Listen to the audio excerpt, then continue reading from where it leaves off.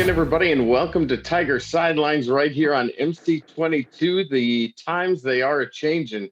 No doubt about it. We're now all virtual on Tiger Sidelines, and things are changing for the Missouri football team as well. We'll get to that in a minute. But first, the Tigers win 17-10 over South Carolina in a game where it wasn't a bad first half. And then the second half, they just sort of hung on. And I would imagine, Dave, in this day and age, a win is a win. Absolutely. I said at halftime, I was at the game. I turned to one of Missouri's media relations staffers sitting behind me. I said, I think this is one where if you can get out of here with a win, 1 point, 17 points, whatever, no injuries, you pack up your stuff and you head back to Columbia and you're happy about it. Because it's a weird week, obviously. You're missing your defensive coordinator who's in contact tracing. You're missing a handful of starters, a bunch of backup players. You got some walk-ons out there. Things weren't pretty. When you can win a game on the road in the SEC, when your quarterback doesn't play very well, you're doing something else right. And they did enough things right in that game to come out with a win, and no style points are necessary this season if you're Missouri. Now, if you're trying to get in the playoff, that's one thing, but this team is not that. It's interesting, too, because we'll talk about the Vanderbilt game coming up, but I thought that in the first half, they looked decent. Connor Bazelak with a good touchdown pass. But then the second half, the defense was fine. The defense was good, mainly because South Carolina is so bad and has no offensive weapons at all. And Gabe, that's really what the game came down to, was South Carolina couldn't do anything. Missouri didn't need to do anything. Yeah, when it got to 14-0, I said Missouri needs to score one more time, and they've got enough points. If this is a 3-possession game, they've got enough points to win the game. That's the way they played the second half. That's the way Eli Drinkwitz coached the second half, and I don't have any issue with it. We live in this video game sports fan society where everyone wants everything perfect, and if you don't score on every possession and pitch a shutout, we're nitpicking things, and I include the media in that because we all do it. But the point is, and Dave, I don't know if you noticed this, but I was listening back to Drinkwitz's press conference. He came dangerously close to the Herm Edwards "you play to win the game" statement at one point. But he's right. I mean, just win the game by a point. The rest of it really doesn't matter. And like Dave said, that's more true this season than most seasons. But really, it's true every season. I mean, if you go win at South Carolina, that's good. Are there things you can do better? Sure, but they got a road win. They should finish third in the SEC East, and they're probably going to be favored to win 3 of their last 4 games now. And let's talk about one of those things that maybe they need to work on, Dave. I thought they needed to get the ground game going a little bit better, didn't you? Yeah, I made a comment during the game. Larry Roundtree runs so hard, but it seems like most of his carries, he was just like going into a brick wall. Like and give South Carolina credit, they did a pretty good job of bottling up the run game. I think Missouri only had 2 runs longer than 10 yards. They kept trying, and it's probably part of the reason they were going 3 and out a lot. They just couldn't get much going there, and they continued to feed him. Tyler Beatty got a few more touches in this game. But something was not right there. And you look at the offensive line, they had a new starter in Luke Griffin. Javon Foster is like a veteran at this point. He's only just played 2 games. It wasn't a strength of this team going into the season by any means. They've pass protected pretty well. I mean, Bazelak, I think he was sacked once, and I don't even recall thinking that there was much pressure on him. They've done a good job in that area. But yeah, the run game, Roundtree's getting a lot of carries. His yards are okay for the year. He set the record during the game for the most rushing yards by a Missouri running back of all time. But I didn't feel like it was controlling the game at any point. They were still punting a lot. And Gabe, do we really think that that's just due to the offensive line? I mean, we knew this was not a great offensive team coming into the year, right? I think we got fooled a little bit in the LSU game. First of all, nobody realized how bad LSU was defensively. But second of all, everybody saw Connor Bazelak and said, well, 400 yards and 4 touchdowns in his first career start. Imagine how good he's going to be in his 5th career start. Well, progression isn't linear, right? There are going to be bumps in the road. So certainly some of it is the offensive line. Some of it, look, Daniel Parker's not playing. Damon Hazelton, who was brought here to be a number 1 receiver, played a grand total of 1 snap and appears now not to even be in the plans going forward. So a team that started the season as a question mark offensively is probably actually even a little bit less than it was at the beginning of the season. And also, Drinkwitz didn't say this, but I wonder, Sean Robinson wasn't available for that game. So if you do something to get Connor Bazelak hurt in that game, you're throwing true freshman Brady Cook out there. I wonder if part of that wasn't, let's just make sure we get to the end of this and our quarterback can take every snap, even if it means handing the ball off 42 times. Yeah. I think that's a good point. And to add to the woes of the offensive line, Dylan Spencer, who was suspended in that Florida game, Dave, has decided to transfer. He's in the portal. Yeah, he was a guy that they liked enough to where he made the depth chart preseason. That doesn't mean a whole lot on the offensive line this year. And then he had to start the Florida game when Delgado was hurt the week before. So that's a position group that we have seen, kind of depleted at times this year, either injuries or COVID or contact tracing. And he enters the portal. I believe, is he the first person from this freshman class that has left? It's hard to keep track at this point, but we've seen transfers. It's inevitable when you have a coaching change, but a little bit more surprising when it's somebody that they brought in, as they did with Spencer here. Montre Edwards, another freshman defensive lineman, I guess, way back at the beginning of the season, also entered the portal. So yeah, it's a bit of, I don't know if it's a red flag, but it's, it's something to keep track of, just to see, there's the transition still going on here. There's no doubt about it. I think when it's in the middle of the season, when you're counting up scholarships every week, it seems a little bit more alarming. And that leads to my next question, Gabe. What happens next year? Can they bring in like 25 guys?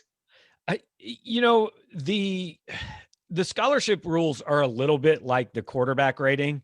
There are people who know exactly how to explain it, but I'm not one of them. I mean, there's a rule that you can only sign 25 in any given year, but that's not exactly true, because you can count some guys back toward last year, and there's like initial counter rules. So I don't know how transfers figure. Bottom line, they can probably sign more than 25 guys. They cannot sign enough guys to get back to 85 scholarships next season, especially if some of these opt-outs don't come back. I mean, I think the goal is get back to the high 70s, maybe 80 this year, then get back to 85 entering year 3. It's just a combination of everything, the NCAA sanctions and a coaching change and, the pandemic and opt-outs and everything are adding up to everybody's got like 60 scholarship players right now. And the truth is, you don't really need more than that. I mean, I think this is also pointing out how much dead weight is generally carried on a Division I football roster. I mean, there were a couple injured guys who didn't play on Saturday night against South Carolina, but like Connor York started, right? So if one of those injured guys is there, he's not playing. Dave, I think you said they played 52 guys, right? That's probably actually high for any given game. I mean, you've got 85 guys plus 20 walk-ons. Half of them don't play in any given game. Right. And I asked Drinkwitz about that on a Zoom this week, just to say, is there like an ethical, you look at this like, is this right or wrong when you're only playing with 50 scholarship guys? Because you do have walk-ons. In the NFL, they only have 53 available every week. And I thought don't play. Right. I thought it was a pretty good answer that he said, hey, every coach has to make that decision for themselves when it comes to the ethical part. His one thing is, since the SEC is like the NFL Junior League, he doesn't always feel comfortable if you're putting a freshman offensive lineman out there against a senior SEC defensive tackle who's going to be a first-round pick next year. You're risking injury there. So I understand that. They're still sort of doing it. I mean, Dylan Spencer started.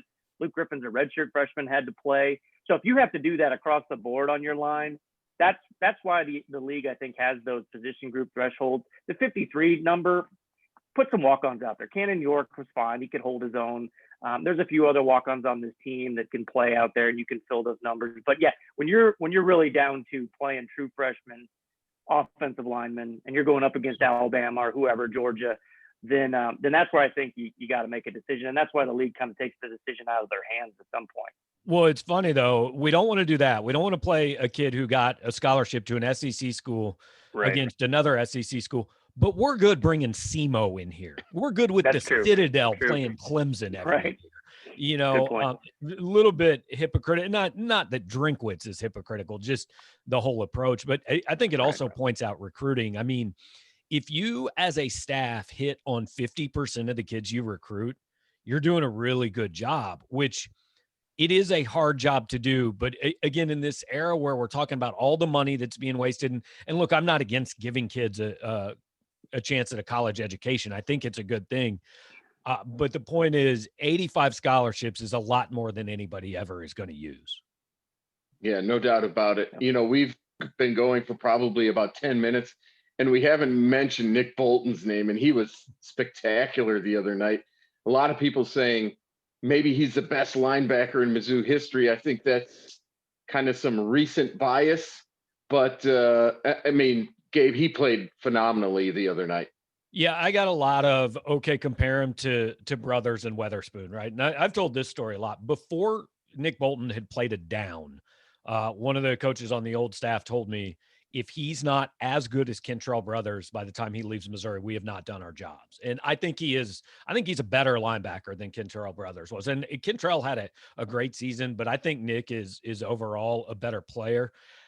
I've got a hard time putting anybody above Sean Weatherspoon. I mean, that was a 3-time All Big 12 player on the best teams Missouri's had in 60 years. I agree. It's recency bias saying Bolton. If Bolton did this for another year and a half, maybe we'd have that discussion. But it's not a discussion I'm ready for quite yet. Yeah, no, but he's been outstanding. And Dave, the other night, he was all over the field, which is what you need out of your linebacker and the captain of the defense. Yeah, he was outstanding. He's good in coverage. You know, he's a good pass rusher.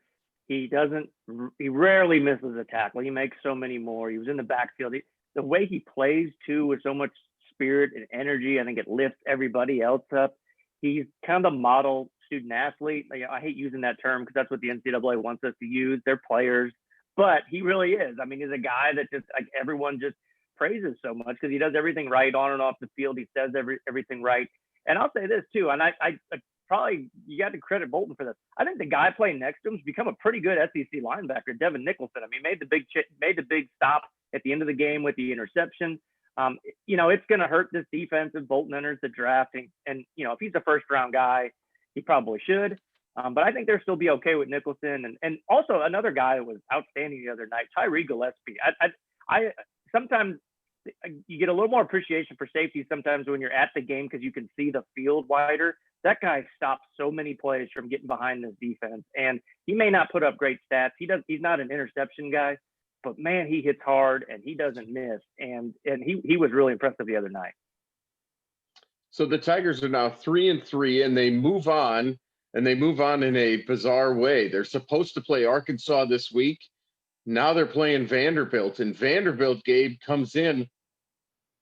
I don't know how, but they're a 1-point favorite to win this game as of Wednesday. No, there are clearly sites which have just replaced Arkansas with Vanderbilt on their site and didn't change the line. Look, I don't bet and I don't give betting advice, but if you can find a place where Missouri's an underdog in this game, you probably should go ahead and do that. Because last I saw, Missouri's a 15.5 point favorite. That's what I saw this morning. I think that's more accurate. Yeah. And so what the SEC did is they stepped in on Monday and said, hey, listen, we think Arkansas is going to be close to not playing. We know Vanderbilt can play. We're going to just change it. Stays at 11 o'clock. And here comes Vandy to Faurot Field on Saturday. And this is the failsafe that the league created. They announced this about 2 weeks ago. They said, hey, starting the week of Thanksgiving, all bets are off with your schedules. We can scramble anything. Now, you can't play somebody you weren't scheduled to play, and you can't play somebody for a second time.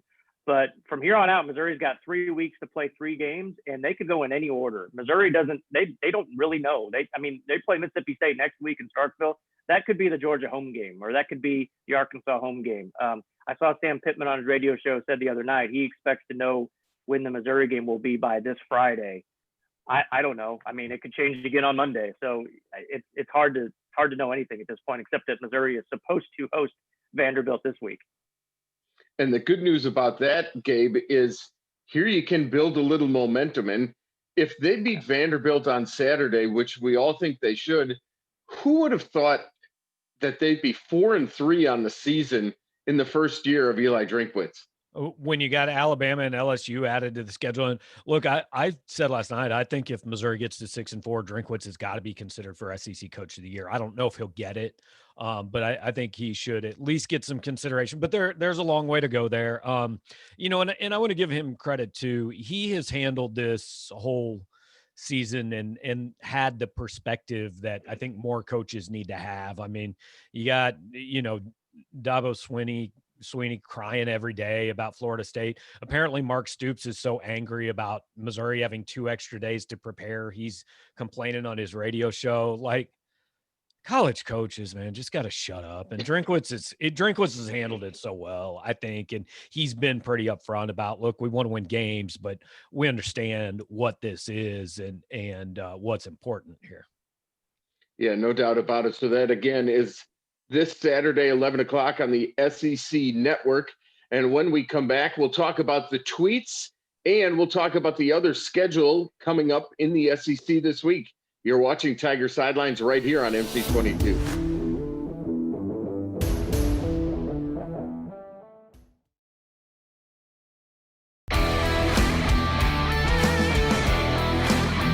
Welcome back, everybody. This is Tiger Sidelines on MC22. We're at Tiger Sidelines on Twitter. We're all virtual this week and probably for the foreseeable future on MC22. Our tweet comes to us from Tom, who says, who's going to be the first 100-yard receiver this year? I'm not sure what the answer is to that, Gabe, and I'm not sure we'll see one this year. Well, it's not going to be Dominic Jacinto. I'm pretty sure it's not going to be Damon Hazelton at this point. Yeah, we may not see one, you know, which is that's kind of weird. I don't know. I don't feel like going back through every box score, but I bet it's been a while since Missouri hasn't had one all year long. Yeah, I mean, maybe somebody breaks like a 70-yard catch and then a couple more during the game, but I don't see anybody getting enough catches in the game like a possession receiver where it eventually just kind of adds up to 100. It's just, it's not like it's a huge weakness because they seem to kind of find a guy, Barrett Bannister, Kiki Chisholm, Tyler Beatty. You almost consider him a receiver, but yeah, they just don't have that clear-cut number one guy. I was going to say Beatty's the best bet for 100 yards. I mean, probably, you know, which they don't cover him out of the backfield. Yeah. Which is like a quarter and a half for 2009 Denario Alexander. Yeah, that's right. But it could be in a game against Vanderbilt. I mean, it could come this weekend where you do get that swing pass out to the right and Beatty takes it 70 yards and then catches a few more for 100. Other games this week, Kentucky's at Florida, Auburn's at Alabama, Mississippi State's at Ole Miss, LSU's at Texas A&M, and Georgia is at South Carolina. And mainly because of the top 4 that came out last night, the one that everybody will be watching is, can Auburn upset Alabama and send them out of the top 4? I don't think they can, but that's the big story in the SEC now. But even Auburn winning that game probably doesn't send Alabama out of the top 4. I mean, Alabama's in the situation. I think maybe it can lose a game because you know who number 5 is? Texas A&M, who Alabama beat by 28 points. I mean, the interesting thing to me is, as far as the SEC goes, and I don't think this is likely, but let's say Florida runs the table and beats Alabama in the SEC title game. You got one loss Florida, whose one loss is to A&M, whose one loss is to Alabama, and Alabama, whose one loss is to Florida. How do you leave one of those teams out? You know, I don't know. I thought the main story of the playoff rankings was that apparently undefeated BYU is ranked below 2-loss Iowa State, but you know. Yeah, those rankings last night were crazy, but when you look at things, you thought maybe LSU, Texas A&M was going to be a great game going in. It usually is, but now LSU's so bad, even though Texas A&M is number 5, I don't think the Tigers have any chance to upset the Aggies. A&M hasn't played in a couple of weeks, and when we've seen that doesn't necessarily mean a bad thing. I mean, I think teams now, if I have this right, after LSU won last week, they were off for 2 weeks, and Missouri was off for 2 weeks. Power 5 teams have been off for 2 weeks are 7-2 the next week, so not always a bad thing, especially if you get somebody back that's been pretty good. I don't know. I think the Egg Bowl could be interesting. Mike Leach against Lane Kiffin for the first time. Kiffin's kind of got those things rolling right now at Ole Miss. I mean, they don't have a winning record, but if they finish strong, I think he would be competition for Coach of the Year with Drinkwitz. Sam Pittman. I mean, if Missouri wins and beats Arkansas, that it's another loss for Pittman. It kind of takes some of the luster off what Arkansas is doing. So I think that is kind of an interesting debate here down the stretch to think about who's the coach of the year. If you take Saban out of the equation, just because he's got the best team every year. Hey, Gabe, how surprised were you that Arkansas lost to LSU last week? I mean, I wasn't surprised. But I think it was like a 2-point spread. It was a pick'em game. Arkansas is much better than it was last year, right? But it's still a below average football team. And I think, I don't want to say they got too much credit, but they got a little too much credit for the first 5 weeks of the season. I mean, don't get me wrong, they played well and all that, but this is still a team that I think is probably going to end up 3-7. Now, 3-7 is a hell of a lot better than 0-10, but there's still a ways to go here. And I think we're going to look back on the, week 4 Sam Pittman National Coach of the Year talk is maybe a little too early. A little premature. Yeah. Yeah, no doubt about it. Okay, let's take a break. Thanks for your tweets. Don't forget, we're at Tiger Sidelines on Twitter. When we come back, we'll talk a little basketball as the basketball season kicks off. You're watching Tiger Sidelines on MC22.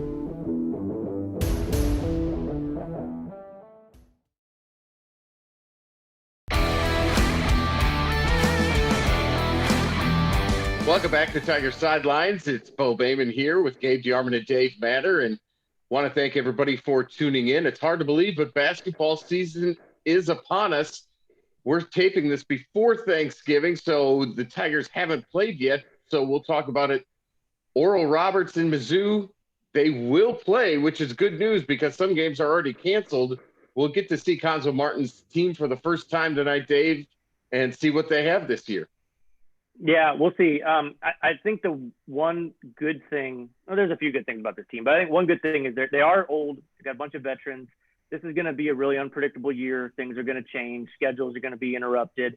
I think in that case, it's good to have older guys who, just aren't going to be too rattled by the changes. They'll kind of go with the flow a little bit more.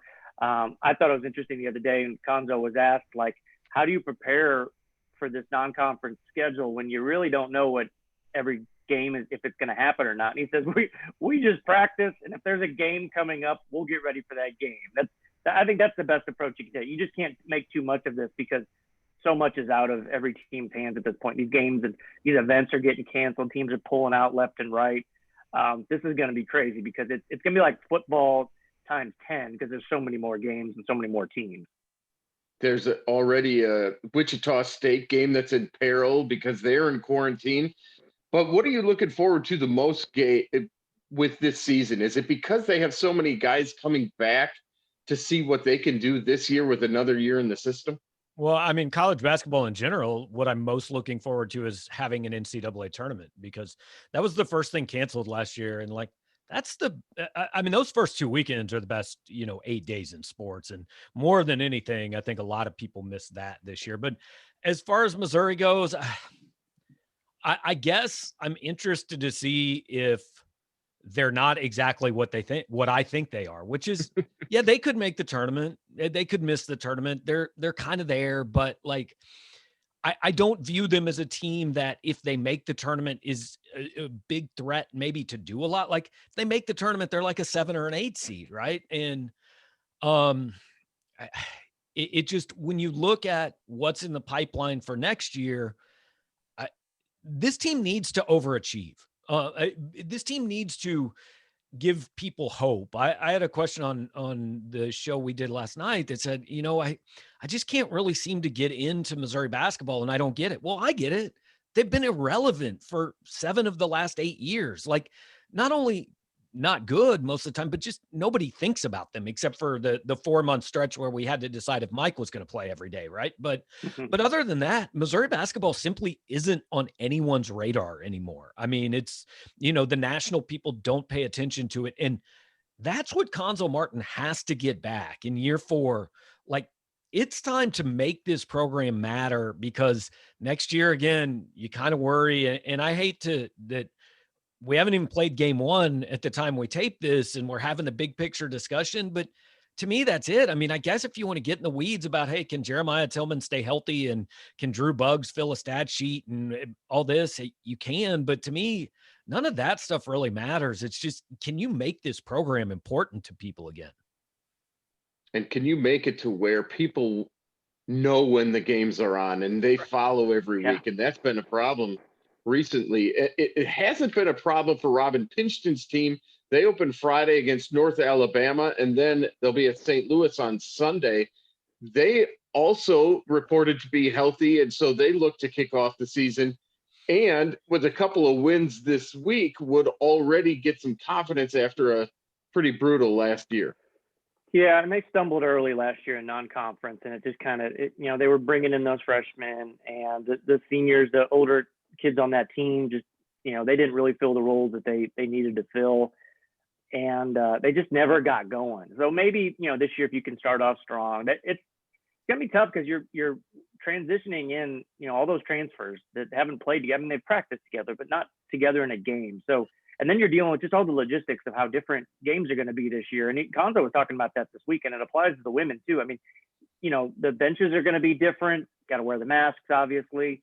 Just checking into the game at the scorers table is going to be different. So there's a lot to adjust to this year beyond just figuring out how to play basketball together. So I understand why the expectations for both programs. I think they're both picked 10th in the SEC. And I think the women's team is the one, I think we said this last week, they may have a little more upside because they're a little bit more of an unknown compared to Conzo's roster that is, we know all the pieces on that team other than Drew Buggs, who is a new dynamic. Yeah, no doubt. So we'll get to talk some basketball next week. Let's talk a little volleyball. The 8th ranked volleyball team finished the fall season by winning 2 at Ole Miss. They won 3-2 and 3-1. Their final record was 6-2. And so finally, let's just end it. I'll start with you, Gabe. Well, your prediction for Vanderbilt at Missouri on Saturday? 31-14 Missouri. Just kind of they won. Move on to the next one. Yeah, Missouri's averaged only 18 points its last 3 games. Other than the LSU game, they have had trouble scoring points. And Vanderbilt has been, I don't think Vanderbilt wins, but they've been competitive in half their games. Half their games, or 3 of their games, have been decided by a touchdown or less. So I think this game could be kind of similar to the Kentucky game or the South Carolina game where Missouri pulls away and does enough to win, but it's not a game where you're really wowed by the score. So, 28-13, something like that. Boys, enjoy the turkey tomorrow, and happy Thanksgiving to all our viewers. Thanks to Brian and Matt behind the scenes. For Gabe DeArmond and Dave Matter, I'm Bo Bayman. We'll see you next week on Tiger Sidelines right here on MC22.